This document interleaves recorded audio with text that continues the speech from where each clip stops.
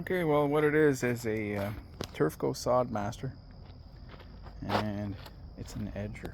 So. EDGE-R-RITE, multi-purpose turf EDGE-R. And there's the, so it's almost, it's over 40 years old. It's, no, it's not quite. It's 35 years old. TURFCO.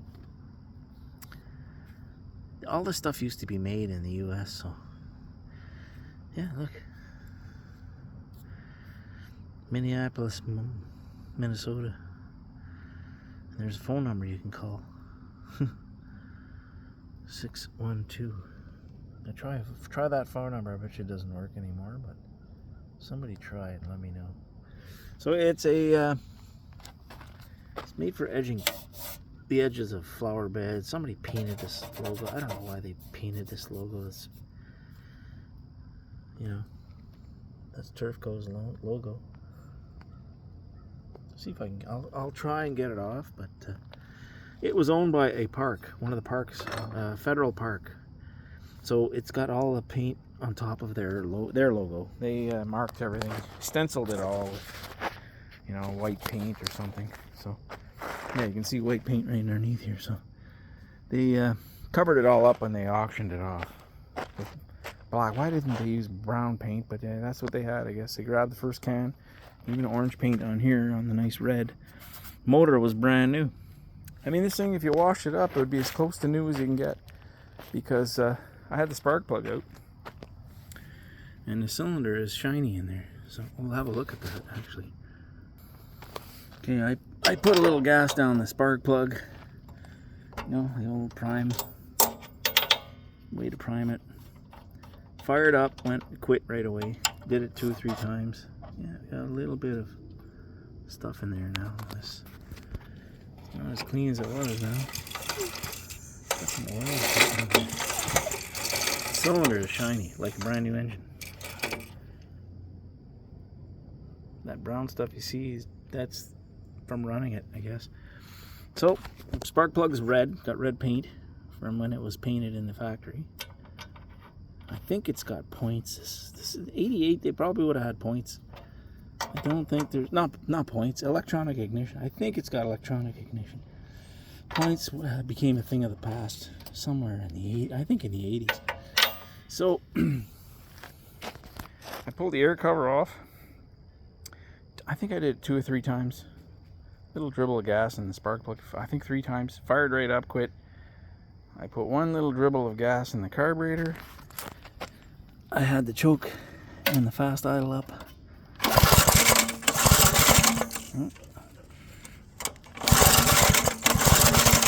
Choke's not working now. See the little butterfly is stuck there. Yeah, it's a little stiff, I think.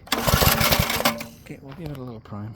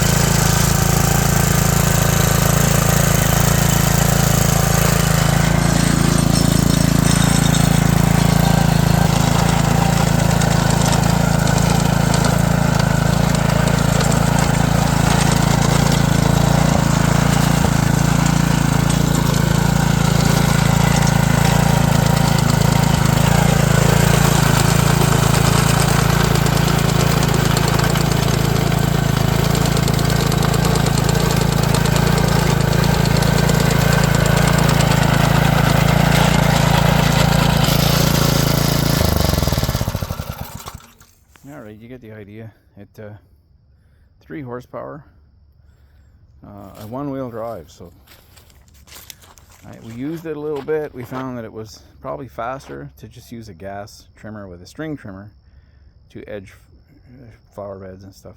So it's kind of works on the same principle as a sod cutter, but it just doesn't have enough traction with that one wheel. That's its downfall, and that's why we never used it. We stopped using it because of that. So my plan is to use it to install electric wire, because I've got 350, more than that, 450, 500 feet of wire I got to run to those gates. Gate project from last year. We got to get power out there, and we got to do it by, I'm going to bury the wire in the ground. I was thinking of attaching it to the poles I have, but it requires a different kind of wire, and I'm worried hydro will not go up and climb the poles and work up there with my own wire up there. So just simpler just to bury it. And then I want to take this wheel off. I think this came with different options of things you could attach to it. And there was a little L-shaped blade. We never did get it. You unbolt these 2 bolts in here, and then you attach your other attachments. And it came with a little L-shaped blade, so I always thought I'll just make one out of an old spring or something. And just grind it so it's sharp, and you could actually use it to lift turf up like a sod cutter. But my plan is to drill a couple holes or weld on something here so I can attach a chain to a small tractor, like one of our turf machines, Kubotas, and I can just pull it along, and I'll make a something to make a deep cut for a wire to drop in there, and we're going to use it to I don't know if we'll run, I was thinking maybe we could run a little piece of pipe on a curve behind it and drop the wire in, but I don't want this to damage the wire, so I think we'll just put the wire in with by hand. We'll just cut the trench with this. I haven't worked out all the details of how we're going to make it happen, but this has got 4 depth settings. This is your neutral position it's in right now, and you got 1, 2, 3, 4, and this thing keeps dropping down as you lower it. The lowest setting, you can make it as deep as you want, because I can extend the bar down in the ground. So probably about 7 or 8 inches would be ideal, but if I can get it 3 to 6 inches, that'd be fine. I'd settle with that. You know, the backhoe's the other option, and it's just going to make a big mess. It's heavy, and this, you know, some of the turf in that area is really soft, so it's going to leave ruts from the tires. And yeah, you're going to use a trenching bucket, which rips up a lot of earth and stuff, but this is, I think, a better option as far as not damaging the turf. We'll see. I'm going to try it and see how it works, but that's what it is. So just wanted to make a little short video on everything used to be made back in the US and Canada. TURFCO manufacturing, Minnesota, Minneapolis, Minnesota. There's a phone number, 612. You can call that number if you guys, I bet you it doesn't work anymore, but you never know. And it's an EDGE-R-RITE multi-purpose turf edger. I think it's got a little reduction gearbox right there, so you don't want this thing spinning too quick. And then there's a little chain, drives the back wheel, and then there's a cam in here with a bearing. It rides up in this little groove here, right in there. So we'll grease it all up, oil it all. I looked at the oil, it's golden. I don't even know if I'm going to change the oil. It doesn't look like it needs to be changed. I mean, it's probably 25-year-old oil, but look at it. I don't know. Probably change it. It's probably less than a liter, so. And then we're gonna run it, see how it works. So that's it. 3 horsepower. It must have electronic ignition, because it just fired right up easily. It's not running rough at all. It's running really good. The choke seems to be sticking, so maybe I'll have a look at that. Choke was working at first. When I first took that cover off, the choke, it was stiff, but it was working. Now it's not working at all, so something in there.